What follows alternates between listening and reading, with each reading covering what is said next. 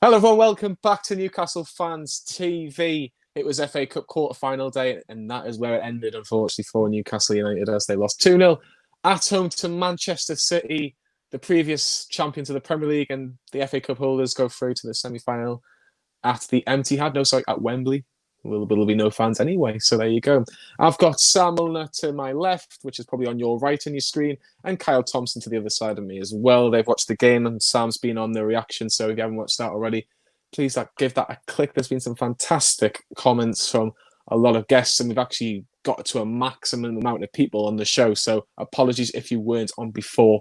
But it's literally a case of first come, first served. You've got to be quicker if you want to be involved for a few minutes on this show. Right, we're going to go straight into scoring the players for this 2-0 defeat, unfortunately. Let's see what we're going to start with. Do you know what I'm going to start tonight? Because I've let you two start the last two games since we've done. I've had an hour talking already. I know. And you've both started the Sheffield United and the Villa games respectively. So I'm going to start with Karl Darlow. I'm going to give Karl Darlow a 5 out of 10. He couldn't have done anything about the penalty. It's De Bruyne, probably the best player in the league on form. And then you've got the second goal. Paul kind of said a little bit in our private chat he could have done a bit better. I don't think Dubravka saves that, if I'm being brutally honest. It's right in the corner. It almost reminds me a bit of Yaya Toure against Newcastle quite a lot, maybe about 8 years ago, where he just kills it in. And it's a good finish, and you can't really say anything more of it. All the shots that he had at him were pretty much, at him, and he saved it and he parred them away. So straight down the middle for Karl Darlow. Sam's been talking for ages, so we'll go on to Kyle. For Danny Rose, I actually thought he was probably one of Newcastle's better players tonight. Yeah, I completely agree. I think Danny Rose was the best player on the park for Newcastle today. I thought he saved 2 or 3 good chances for Man City tonight. That tackle in particular with Gabriel Jesus. The score, Kyle. The score. Sorry, Sam. Sorry, you told us before. I'll give him an 8. But he saved several big chances for Man City, especially the one from Gabriel Jesus, where his experience helped him in good regard. And he looked more comfortable with the ball at his feet. Passing wasn't as bad as it's usually been, and he's really grown into the role at Newcastle, I think, and he's starting to get better and better as the games go on. So that's one really good thing to see, and available for 5 million as well. If he keeps going in that regard, obviously Willems and Rose will be the 2 I bring in next season. Yeah, it's an interesting debate. Would you have gone as high on Danny Rose? I think he was good. Don't know if he was warranted an 8, in my opinion. But get your comments in. Do you agree with Kyle at all? Jamaal Lascelles, Sam, you were quite critical of our centre-halves on Wednesday night against Aston Villa. Myself and the Chronicle were pretty much saying that Fernandes and Lascelles did okay. They weren't brilliant, but they did okay. Just thought I'd get that in after you got a big mention. What is Lee Right? I know. Mention of a South African fan. You got a little bit of credit of a South African fan on our comments, so I thought I'd just try and balance it out. But Jamaal Lascelles, for you, Sam, okay. I think it was Fabian Schär, which we'll talk about soon. He was probably the centre half that just struggled a little bit, but I thought Lascelles was all right at best, maybe. I thought he was fine in the main part. I mean, there was a lot more. There was a fair few others that need to be hanging their heads in shame as opposed to Jamaal Lascelles this evening, which is why I'm giving him a fairly generous 6 out of 10, because I thought he was the pick of the centre-backs. He did okay, but I think there was one horrible pass he made, which he absolutely leathered the ball out. But when it was meant to be a nice little pass across the defence. But apart from that, he was okay. He dealt with Jesus in the main fine, which obviously his counterpart, his colleagues didn't. He was a steady average, no frills, a kind of okay 6 out of 10. I'm going to continue with Fabian Schär. It just wasn't his day today. Wasn't his day. I almost feel sorry for him a little bit. And I will do the score very, very, very short. I just want to quickly say before I put me scoring, I felt sorry for him because I've mentioned in the live reaction, I said, you've just more or less put him in the cold. He's had the odd 15 minutes against Sheffield United when we were 3-0 and the odd 15, 20 minutes against Villa where, Villa scored, but he didn't really have a lot to do in the game. I don't think he was ready for an 80, 90-minute game. I really don't. he gave a stupid penalty away. I'm gonna give him a 3, and I think that's being generous. If I'm being, I think I'm gonna give him a 3 because I feel a little bit sorry for him. If I'm being brutally honest with you, I've seen a couple of times where Sterling was coming through, and there's just no effort to kind of put a challenge in. He kind of almost accepted, oh well, we'll let the defense deal with it. And I thought he slightly improved as a defensive midfielder, which is probably why he's gone from a 2 to a 3. But not a day which you'll look back with great fondness, mainly because of that penalty kick. Stupid push, 100% penalty. I called it straight away. There was more or less in our house. It was kind of like, oh well, what's he giving that for? And I said it's a penalty. You can see he's pushed him in the back on Jesus, and I don't think Jesus was actually getting there, which is the frustrating element of the whole thing. Smallest ball on the pitch, he was never getting there. You know, it was just really, really tough to take. But another FA Cup that Newcastle won't be in the semi-final in at all, or won't be taking the cup home. But we're used to that, I suppose. Kyle, continue with Federico Fernandez. Same kind of talk that Sam says. Yeah. I don't think there's anything in it between the two of them, to be honest. There isn't. I'll just give him the same score as Lascelles. Very steady. Mostly booting the ball up to Andy Carroll, as that was part of the game plan. Yeah, defensively cut out a couple of good passes from Man City and things like that. So, considering they were getting the play leather at them for the most part of the game, I think Fernandez is probably one of the better players on the day, along with Lascelles, Rose. Yeah, a 6 is a fair one for me.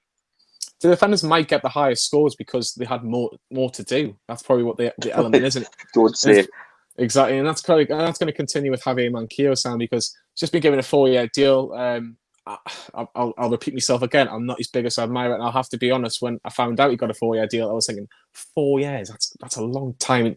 If Newcastle get taken over, I'd like to think he'd be second choice. But if he's not, Newcastle are going to be where they are, because if he's the type of caliber player, in my personal opinion, that's getting 4-year deals, Newcastle are not getting any higher than what they are at the best of times. But just on this game, Sam, Javier Manquillo, again, I think was steady enough, but it was a tough afternoon for all the defence, really. It was. I've gone for 5 for Manquillo because it didn't help that he was down the right with Almiron, but we'll come on to that a bit later, because we make this comment the last time we were on that Manquillo works better with ASM as opposed to ASM on the left-hand side, but we'll come on to that. Manquillo, I thought, struggled in part, but that was down to the quality of the opposition. I think a 4-year deal, and what you say, that probably signifies the end of DeAndre Edlin's Newcastle career. I agree. Yeah, so you'd like to think he'd be second choice next season. I mean, he's the pick of the right backs this season, but that just tells you how poor they've been. And don't get me wrong, he's had a good season, but today he's obviously struggled. I don't think he played very well, but did anyone really? No. So yeah, 5 out of 10. Could do better. Another player that's going to get 5 out of 10 is Isaac Hayden. I thought he was okay, but he just had no support, really. He was always outnumbered in midfield, and like obviously there's a comment there for me and Brown Newcastle, like beautiful statues. I think that's a bit harsh to say on Hayden's point of view, because I do think he tried, and if I'm honest, I think he played with an injury. I think Bruce has asked him, what can you give us 70 minutes? Can you give us 75 minutes a day? And I think he's probably said, yeah, because it's a quarter-final of the FA Cup, and I think as an Englishman, he probably knows what it means. But it just wasn't the game for him in the sense, because like I'm giving him 5 out of 10 because he didn't really have that much of an impact on the game. But did anybody else? It's a tough one to take for Isaac Hayden. I wouldn't be surprised if he's not playing against Bournemouth, just to give the lad a break, because like he's played most of the games since we've come back, and he's had a couple of good performances, in particular the Sheffield United game. And I think maybe just he could do with a bit of a break, and just maybe if he's got any injuries, a bit like what Richie had, maybe put him back in for the West Ham game week today. Sean Longstaff, fellow NE29 lad, is with me and Kyle, thrown in from the cold. I wasn't very happy about the fact that he's just been thrown in and kind of expected to do the same kind of job as he did against Man City last year, Kyle. I think it's very unfair to throw him into a game like that. If Shelby even has a knock, just don't put him in the 18 or the 19 or whatever, or the 20-man squad ever it is at the minute. Because you're saying, well, why is he on the bench? You know, is he fit or is he not fit? This is what I don't get. If he can play 20 minutes, he can play 60, 70 minutes if he's just played a couple of games before, in my personal opinion. It's a bit different with the likes of Andy Carroll because he can't give you 3 or 4 games on the trot. But to throw Sean in like that, and he might get criticism today, but I don't think he deserves it because he's just been thrown in. What's your view? Yeah. I don't think he had the best of games, but then again, we could have ended this score on the players at the defenders, to be honest, because it was literally a training game for Man City today. He got opened up a lot in the midfield, and I think Pep's really drilled in that our midfielders like to get the tackles in, especially Hayden since the comeback. He's been unreal with the flying tackles, and they've just kept the ball away from them too. They've played it in between, getting in the channels really well, getting it out wide, and it really frustrating game. My score for Sean would be a 5. Really frustrating for him, not being able to get anywhere near. But when he was on the ball, he managed to have a couple of shots and things. The one disappointment I probably have is the free kick, because I'm thinking, right, this is the game plan, right? Yeah, we need to win a set. Free kicks. He cannot take free kicks. He's rubbish. And that free kick, I mean, NA29 lad, trust us. I love the 2 Longstaffs, but that free kick, wow. I think it's either a case where we need to move free kick takers from now on, because I don't think he's up to scratch on them until he gets a bit more practice in. But I think a 5 out of 10 is a fair one. Frustrating afternoon. We'll probably have better afternoons between now and the end of the season for sure. I hope he does get a bit of a run of games now, because I think the season's going to fizzle out, and I'd like to see Matty get more of an opportunity against the likes of Bournemouth, West Ham, and as long as he keeps Bentley about with the team, honestly. Yeah, I don't see the possibly he wasn't even in the 20-man squad today, so has he got a knock? I'm not. Was he suspended? Was he? Oh, well, again, I'm not really massively bothered about that, but he might play because we might need to give the midfielders a break, but who knows? Right, let's continue with ASM. BBC bigged him up before the game, did an interview before the match, and if Newcastle were going to get through, you'd have to play well. Just outnumbered. Loads of Man City players were on him. Sam made a really good point in our private chat that Kevin De Bruyne pretty much almost had one eye on him, which probably shows you the amount of respect that Guardiola had with him.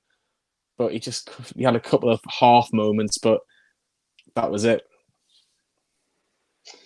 Yeah, it's a shame for him, because at the end of the day, he should have had an assist, which is why I'm giving him a 5. I could have been a bit harsher on him, and we may be accused of saying, "Oh, we love ASM, so we're being generous to him." But the respect he commanded, Kevin De Bruyne was put on that side of the pitch to keep him quiet, which frustrated me even more with Bruce. And believe me, as I'm a Bruce defender normally, but I'll voice my opinion on him later on. He was on the wrong side again, and this was the last 2 games now. He started on the left with Rose, which doesn't work. He eventually got moved to the right. Hey presto, it worked.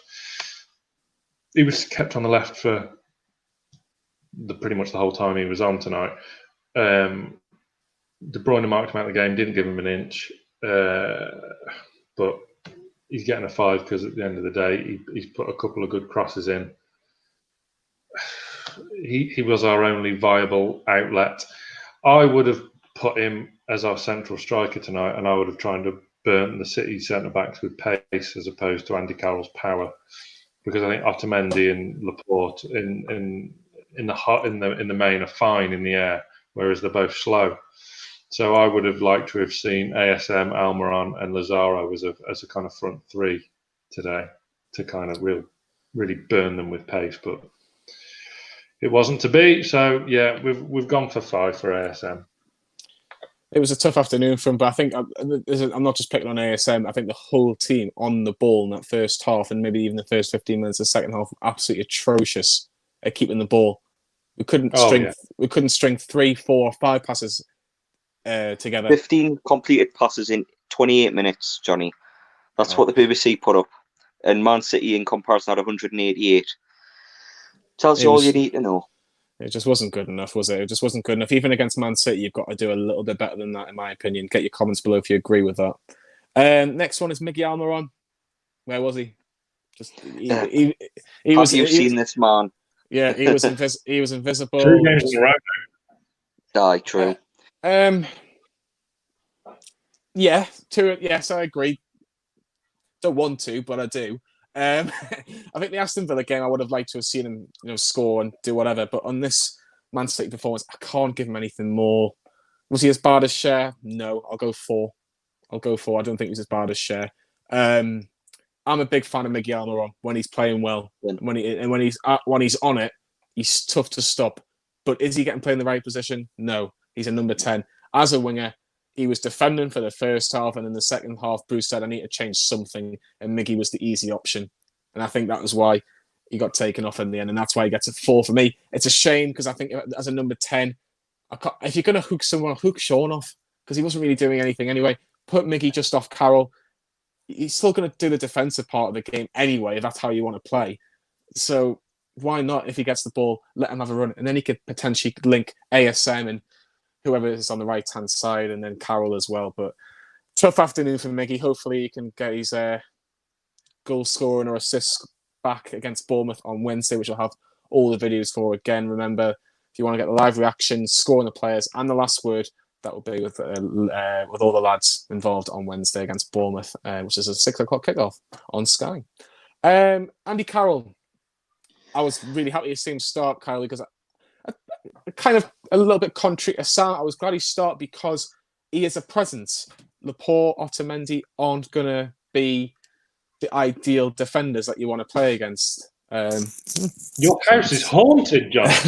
I was just wondering if no one's there. That's really. It was not the Wi-Fi, it's a ghost. I don't know what happened there. But either way, Andy Carroll was a ghost today because he didn't have any shots at Bravo, apart from the first one, I should say, where Bravo would have saved. I think I would have saved it. Sam would have saved it. Kyle, not too sure on. But in all seriousness, Kyle, he tried his heart out. I felt sorry for him, but just had no help whatsoever today. I mean, it's a difficult one because we all wanted Andy Carroll to start, and to be fair to Man City, they kind of did a job on him today, and he got frustrated and he started battering the shit out of Laporte, and then got yellow carded and then got taken off. But yeah, really frustrating afternoon for Andy Carroll. I think maybe against a lesser side, maybe against a Bournemouth, when you come up against them on Wednesday and he's going to be up against Nathan Ake, that's when an Andy Carroll will be effective. But Otamendi and Laporte, I think they actually enjoyed having a physical battle with Andy Carroll because they were beating him. And even if the glorious miracle was he took the ball down on the chest, what was he going to do with it? Especially in the first half. Hold the ball for 25 seconds as Maximin runs past him, ball through and a goal. No way. It's just, I think the game plan, especially in the first half, really didn't help Andy Carroll at all, because it was just a case of put the ball up, hold it up, and hope Tidiak can hold it for long enough to bring people into the game. And we're that deep in one box, you would have had to hold it up for quite a while. So it's a tough one for Carroll. It really is. Did I give him a score, did I? No, nope. Still waiting, mate. No, I haven't given him a score. Scoring the players. For yours truly. But no, I'll give him a 5. I think the game plan, as I said before, played against him. But he did give his effort, give his all, and that's one thing you always get with Andy Carroll. He puts his self out. Do you know what it is, Sam? Sorry, go on, Sam. He didn't really get any help, though, did he? I mean, all he could do was hold it up or win a free kick. That was it. Yeah. That's all he could do. He showed some brilliant, quite intelligent forward play in the amount of free kicks he won. But I maintain I don't think today was the game for him. Great point you made. I'd like to see him play at Bournemouth because I think he'd absolutely dominate Nathan Ake. But yeah, I don't think this game tonight was the one for him. See, I disagree. When you look, I disagree to an extent, because you look at the options that we've got going forward. I know I get your argument about Allan Saint-Maximin from a winger, putting him up front because of his pace will scare players, but he's not going to do that. Bruce, if you look at the options that Bruce has, it's Joelinton, Gayle, Carroll, and Muto if he's alive. He's not going to. Carroll at the minute is playing the best out of those three. I know Gayle scored against Aston Villa, but Carroll made that pass. If Carroll's passes there, Gayle ain't scoring, and Gayle should have scored. We'll touch about that very shortly. Andy Carroll, for me, had to start against Man City to scare them. And I think he did a little bit, but because he had nobody about him, nobody around him in general, likes of Almiron, ASM have mentioned, or anybody from the midfield to be blunt, he was never, ever going to win that battle. He scared Otamendi a little bit by bringing him down for the free kick. I think Laporte was okay with him, but I think he got a nasty injury in the second half in particular. But I think it was the game for Carroll. If you look at the striking options we had. Out the strikers, maybe, but if the game plans to put 10 at the back and him up front, it's not going to work out for him because he needs to bring people into the game. As I said before, it's a game plan that went against him, mate. He probably is the right defender. What's ASM's best position? I'd say right midfield in a 4-2-3-1. Sam? It depends. Different games, different needs. Where's his best position? Number 10. Better than Miggy as a number 10. Yeah, Miggy's too left-footed to go in and out of a number 10. I'd sooner see Miggy on the left of a 3 behind a central striker, personally. But you both haven't said as a number 9, and I think that's why. I know, but the thinking was that it's all about pace. You saw how when City played a high line against Chelsea the other day, they were in masses of trouble. So I thought that was the ideal opportunity to get the likes of Lazaro, ASM in behind on the counter. I going into the game, I was all for playing 5-4-1, but I don't think all you're going to do is just hold up. Look, Carroll isn't Rondon. Rondon's not coming back. Sorry, Kyle. Just try and. Rondon has a lot more about him in terms of a ball playing centre forward as opposed to an old-fashioned battering ram Duncan Ferguson type that Carroll is, who hasn't scored this season. Hasn't scored. No, he just hasn't scored. So yeah, we could argue all night, but it's not going to change the fact we lost 2-0. I know. It's just I wish it would as well, but yeah, it's an interesting debate. Put your comments in below. We'll try and read some out before the end if we can. But yeah, it's a tough one to take. Substitutions. Sam, I'll let you start with Joelinton, and I'll let Carl talk about Dwight Gayle. Joelinton, when he came on, yeah, he was all right. He had a couple of nice touches, but I think it was a bit of a training match after he came on, wasn't it? After the second goal. The kind of game had gone. I think he came on the right hand side and he was appalling, and then he moved over to the left and he was decent. Which brings on to the argument: should he be playing left mid all the time? So I'm going to give him a 6 because he was all right. He was relatively lively. He caused a couple of problems. The game had gone by then. Don't get me wrong, which probably aided his cause if anything. But I thought he was okay in the main, and it doesn't supply fuel to the fire for the argument that he should be playing in his position that he played for Hoffenheim, which was on the left-hand side of that 3. So I thought he was okay tonight. I thought he was okay. I just can't believe, I'm just quite dismayed that we've given Carroll a 5, but we've given Joelinton a 6, and I think Kyle... Joelinton didn't play up front. He didn't, I get that, but I just when I look at it... Like Gayle did, and I can't wait for what Kyle's going to say next.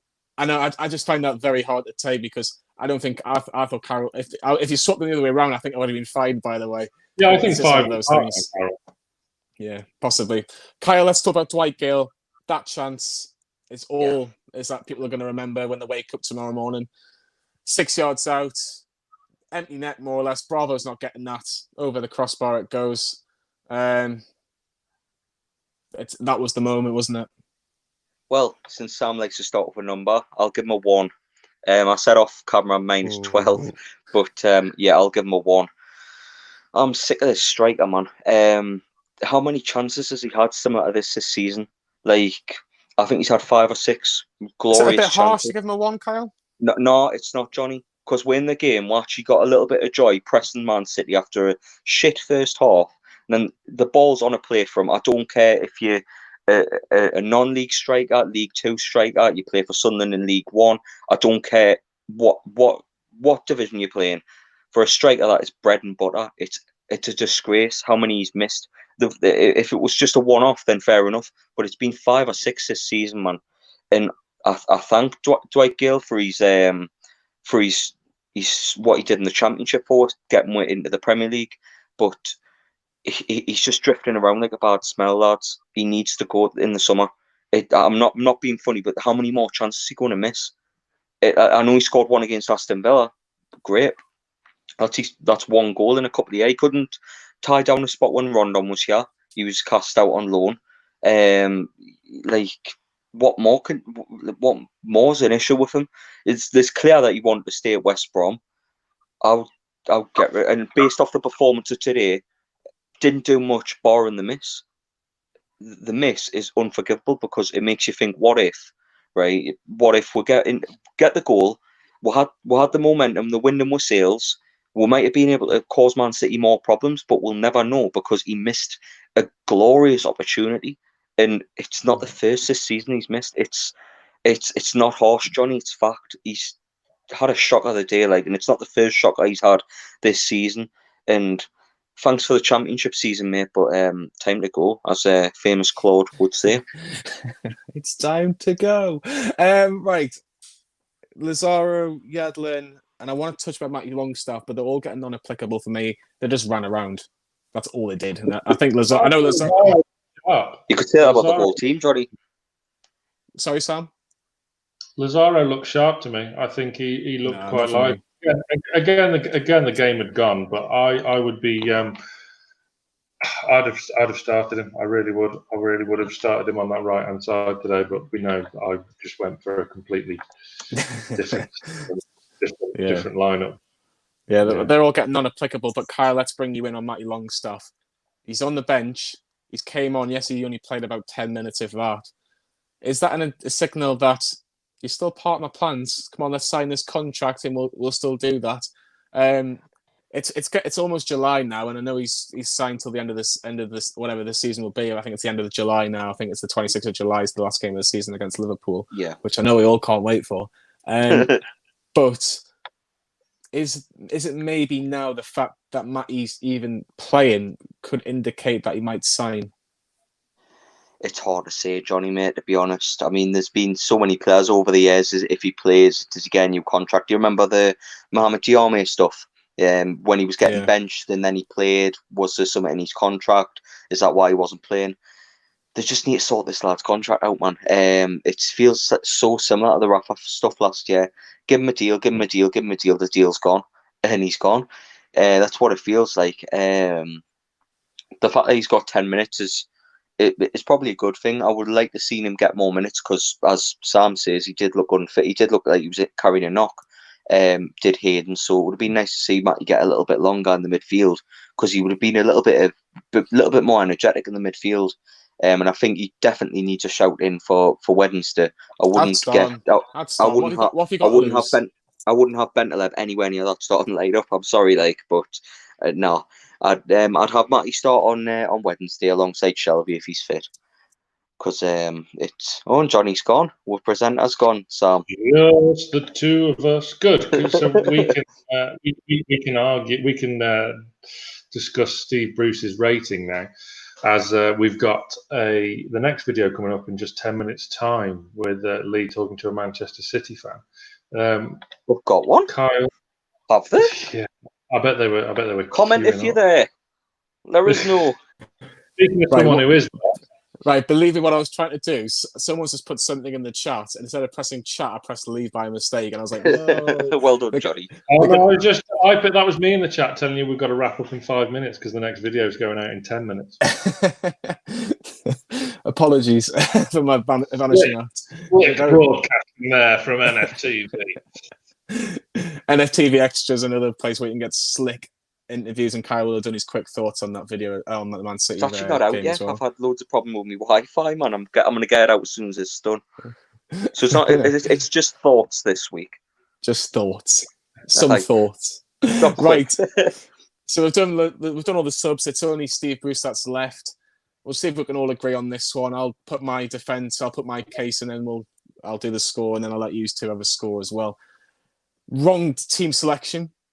didn't change it earlier when Man City, I think that drinks break, I think you've got to change it because, like I say, Kyle said the stats were there in black and white, literally. Why Shelby's not starting for me is I don't get it.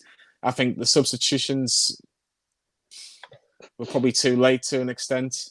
Not good for me today. I'm giving Bruce a 3. I don't know what you two would like to think. I think that's fair, to be fair. We all knew we were going to set up with a wing-back system, but the game plan was just to sit off. And why do you want to sit off and give the likes of Kevin De Bruyne space to pass the ball? Like, that's just asking to be hammered by Man City. Just to give them the freedom of St James's Park, passing the ball left, right, and centre. In the second half, he had the right idea. Press the ball, and we'll get chances from it. And lo and behold, we got the game chance from Dwight Gayle by pressing the ball. In the first half, we just didn't look like we were going to ever do that. We were just happy to sit off and hope for the best. It's like we're playing with 5 minutes to go, with 95 minutes to go, and hope we'll get extra time and penalties and all that. From the start of the game, it's just mental. Man City picked teams like our part, and the reason we got wins against them in the past is because we pressed them in the midfield and we won the ball off them in the midfield and made them make a rare error, and we capitalised on it. And when you give them that much freedom, even a Blythe Spartans or a Whitley Bay wouldn't make a mistake if you give them that much space to pass the ball.